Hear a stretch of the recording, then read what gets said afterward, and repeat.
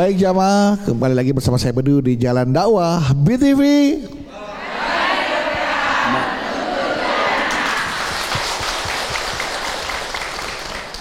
Guru kita Abi Gifran akan melanjutkan tausiahnya, zikir bisa membuat jiwa kembali terlahir lebih bersih.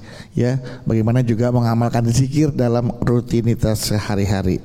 Tapi sebelum Abi melanjutkan, izinkan saya membacakan pertanyaan dari jamaah yang ada di rumah yang sudah masuk melalui akun media sosial kami di @jalandakwah_btv_official. Sudah ada dari siapa ini bocah? Dari @rara insomnia. Abi mau nanya, apakah boleh menjadikan zikir sebagai cara mencari ngantuk?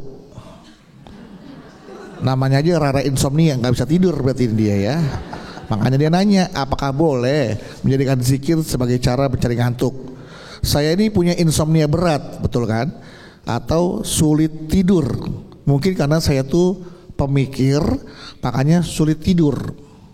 Atau mungkin nggak kebagian tempat tidur. Selama puasa ini saya semakin susah tidur karena mikirnya mau sekalian sahur jadi nggak ngantuk juga gitu kan, karena mikirnya tuh mau sekalian sahur aja jadi nggak ngantuk juga.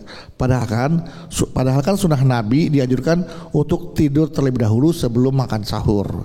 Nah, saya pernah disaranin zikir deh supaya mudah ngantuk. Nah, pas saya praktekkan Abi ternyata ampuh. Setiap saya zikir baru 5 menit saya langsung tidur. Nah, gimana ini Abi? Boleh atau tidak Abi? Silakan Abi jawab Abi. Ya Rabbi bil Mustafa balik sidana waghfir lana ya wasi'an. Alhamdulillah. Pemirsa Jalan Dakwah dimanapun berada, Bu,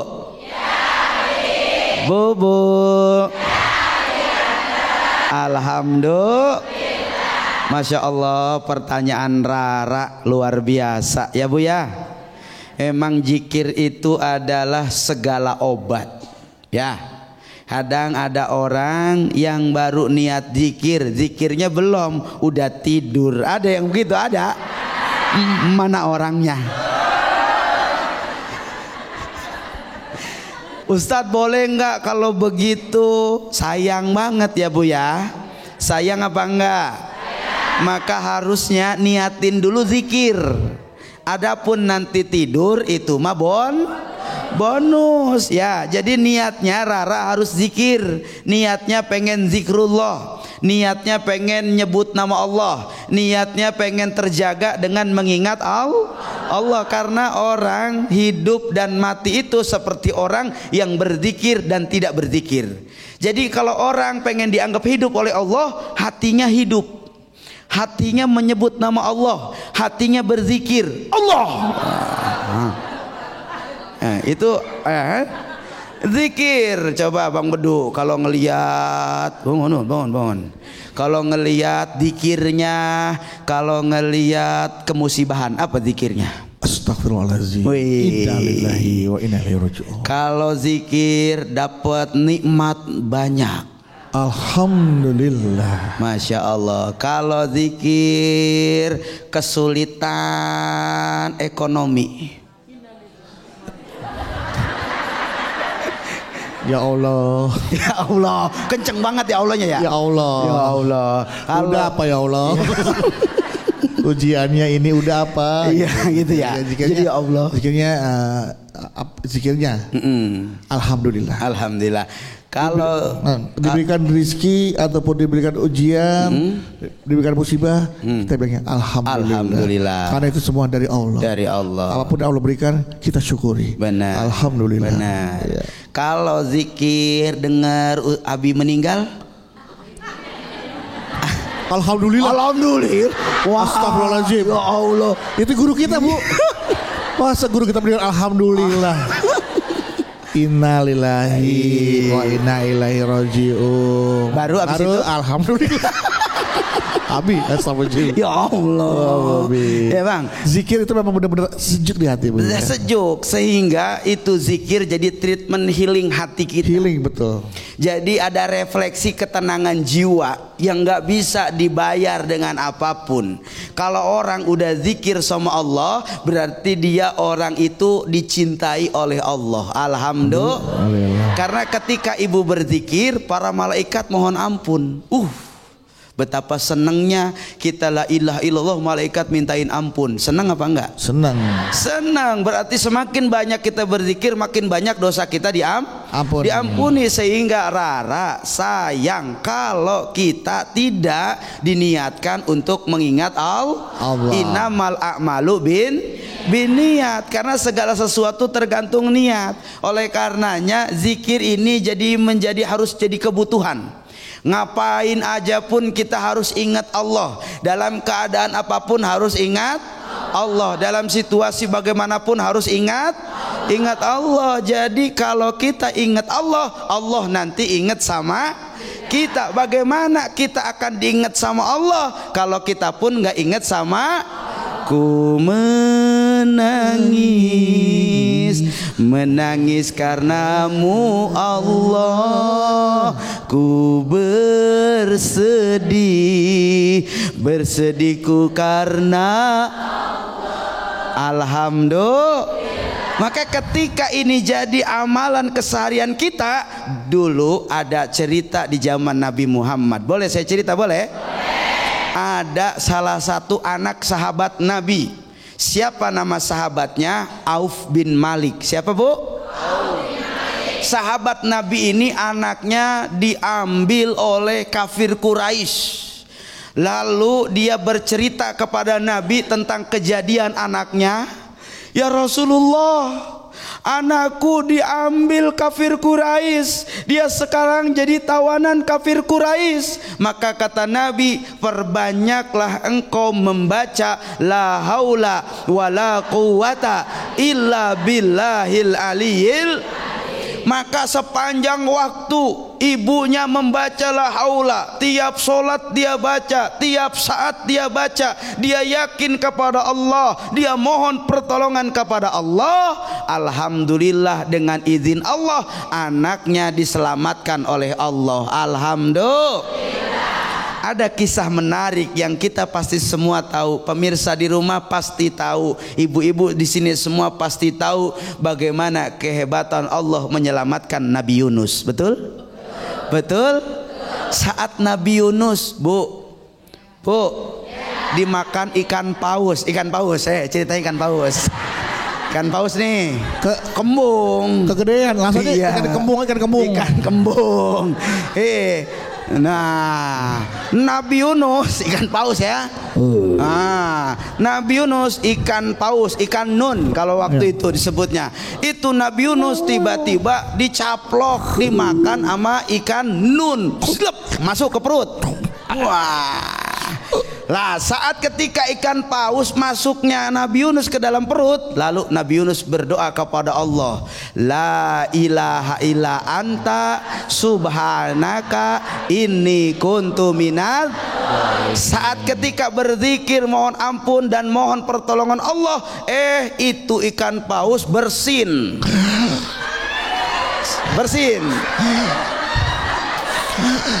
Bersinnya kenceng. Keluar. Alhamdulillah. Nah, sekarang abang ngamalin amalannya Nabi Yunus. Iya, saya ketelan. Saya kan paus saya. Bukan. Bukan. Ceritanya abang jalan-jalan. Nah, di situ ada kandang macan. Iya kan? Nah, abang ngamalin amalan Nabi Yunus. Nabi Yunus aja selamat sama ikan paus. Nabi Yunus selamat ikan paus. Macan. Abang masuk kandang macan. Selamat. Congol cuma macan doang. Iya. Bang buka pintunya. Abang masuk. Baca dulu ya. Iya dong. Tadi gimana bacanya? La ilaha illa anta La ilaha illa anta subhanaka inni kuntu minadz-dzalimin. Ikutin saya, Nabi Yunus aja selamat. Apalagi saya tibang macan. Elus jadi kucing. Masuk minadz-dzalimin. Masuk. Oke. Terus Nabi Yunus aja selamat.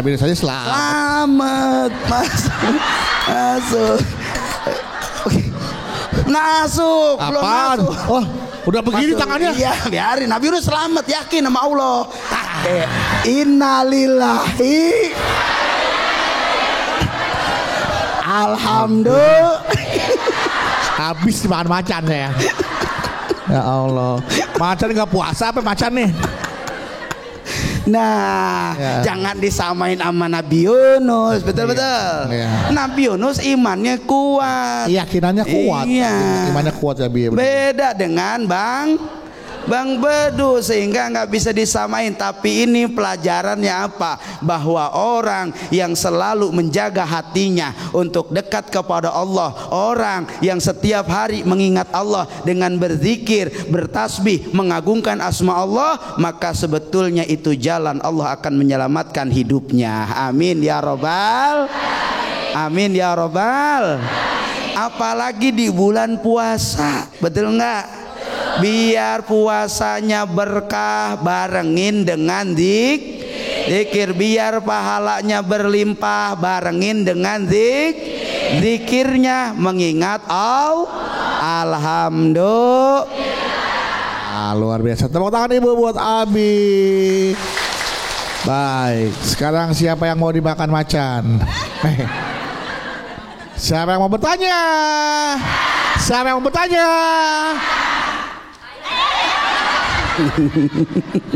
Silakan. Siapa? Oke. Mana? Sini. Oke, Ibu. Iya.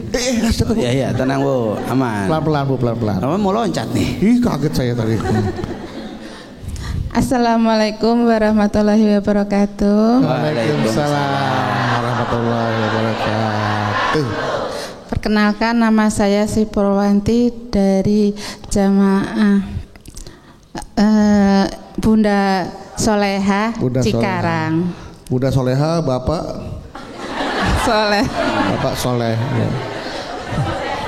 Abi izin mau bertanya. Iya boleh Ibu. Iya Bu. Abi, ini saya kan punya anak remaja. Anak saya itu kan hobinya ngeband. Nah, kebetulan pas bulan puasa ini dia ulang tahun.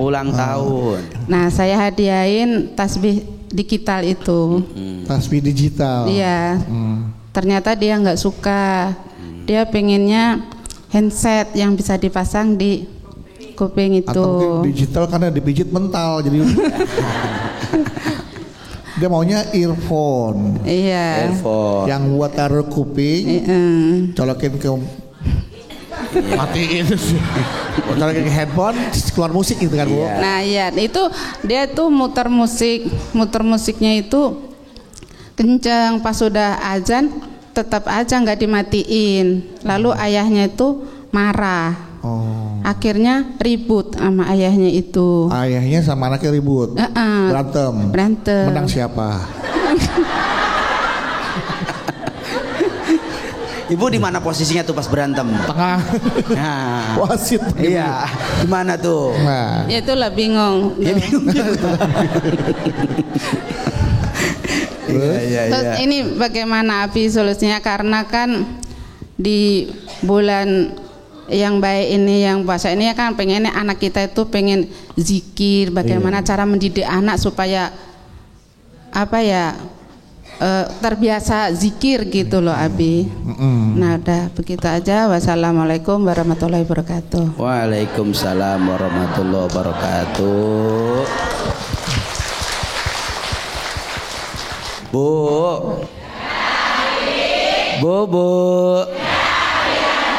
Alhamdulillah. Pemirsa semua, kita memang kudu cerdas untuk bisa menginisiasi anak kita. Ya Bu ya? Ya Bu ya? Karena memang cara ngurus mereka itu beda dengan cara kita waktu di masa muda. Tuh, orang tua dulu ditakutin, bener apa enggak? Tapi anak sekarang treatmentnya beda.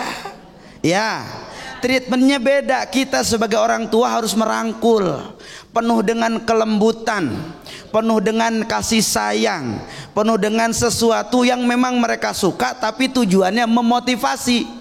Boleh nggak kita kasih earphone, boleh nggak kita kasih handset, boleh, tapi ingetin, nak, ibu beliin apa yang kepengen nak, kepengen anak sayang, kepengen nandaku, gantengku, pangeranku, benar tidak?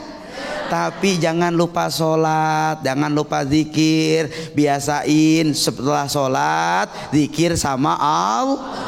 Ajarin apa zikirnya. Pertama subhanallah, yang kedua alhamdulillah, yang ketiga Allahu Akbar. Nabi bahkan menyarankan setiap kita selesai sholat 33 kali kita baca alhamdulillah.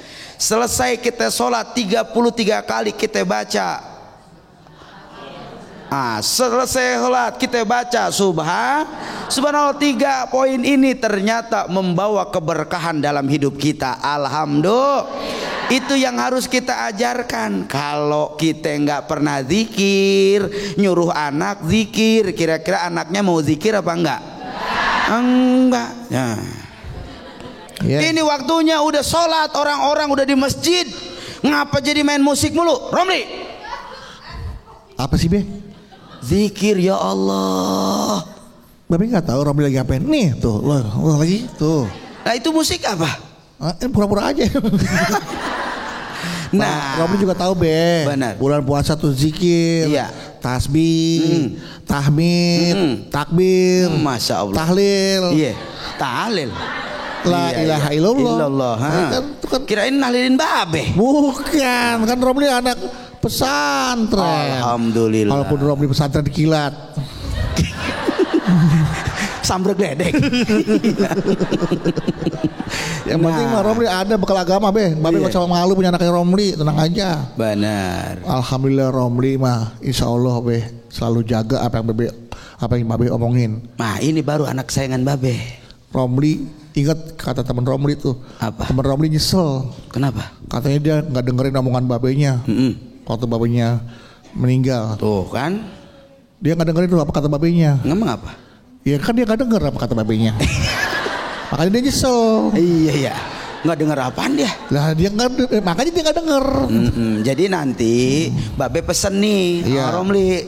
Kalau Romli sering baca zikir, tiap hari zikir, nanti pas meninggal pasti zikir.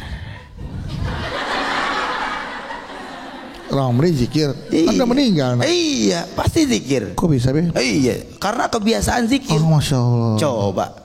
Malaikat datang. Subhanallah, subhanallah, subhanallah, subhanallah. Cabut nyawa. Subhanallah, subhanallah. Alhamdulillah. Alhamdulillah cabut nyawa. Gak pernah berzikir. Jadi Allah itu akan memanggil tergantung kebiasaan. Orang akan diwafatkan dalam kebiasaannya. Iya. Biasa main band, pasakut. Iya.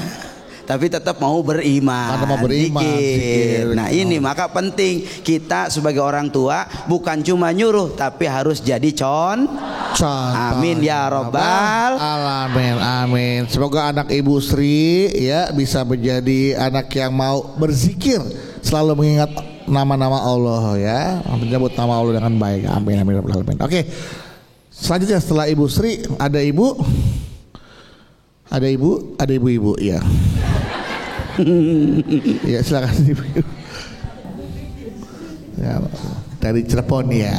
Bismillahirrahmanirrahim. Assalamualaikum warahmatullahi wabarakatuh. Waalaikumsalam warahmatullahi wabarakatuh. Perkenalkan, nama saya Ibu F. Noliza dari Majelis Nurul Ilmi, Gebang, Cirebon. Ya, oke, biasa dipanggil ibu siapa? Liza. Ibu Liza. Wah, ya, silakan Ibu Liza. Izin bertanya, Bi? Boleh, Ibu. Kan katanya Allah itu akan memberikan ketenangan pada hati setiap umatnya yang berzikir di bulan Ramadan. Nah, di bulan Ramadan ini saya pengen berzikir sebanyak-banyaknya agar mendapatkan pahala yang berlipat ganda dari Allah Subhanahu wa taala. Iya. Anehnya, setiap saya berzikir selesai sholat, itu saya bukannya mendapatkan ketenangan hati, tapi justru merasa was-was, kayak merasa ada yang memperhatikan. Padahal saya berzikir sendirian. Benar. Ibu zikirnya di rumah? Iya, di rumah, di kamar sendirian. Di kamar ibu atau di ruangan yang lain? Di kamar. Posisinya madep mana? Kiblat, kan habis sholat. Lemari di sebelah mana lemari ibu? Iya. Takutnya ibu lupa, ibu ngadep kaca sebenarnya kekalian matiin. Ternyata itu ibu sendiri.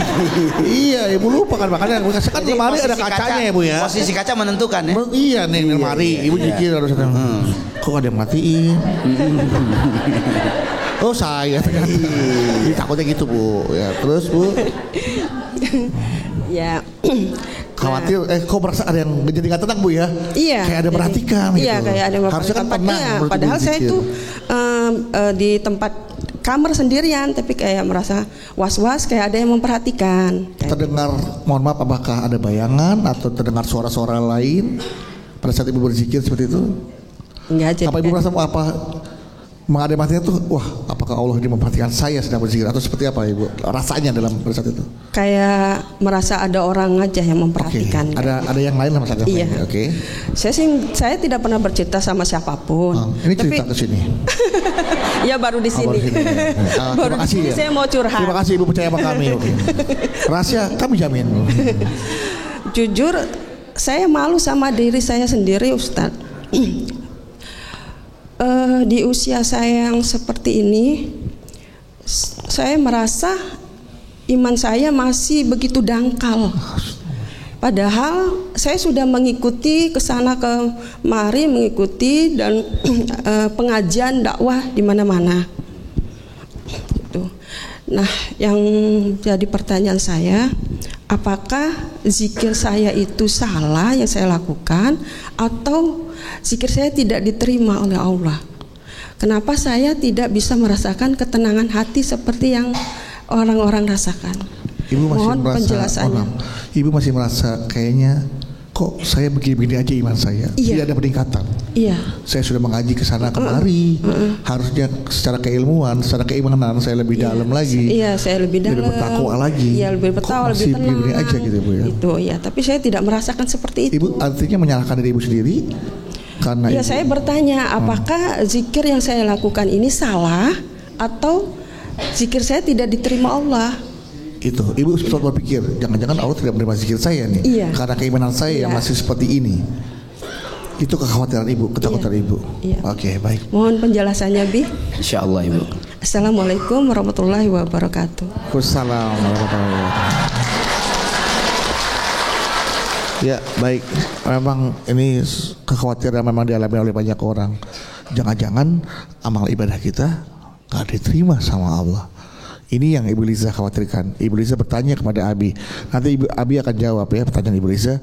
Tapi setelah ini dan juga pemirsa siap mendengar jawaban dari Abi, karena mungkin juga ini adalah mewakili pertanyaan dari pemirsa yang ada di rumah.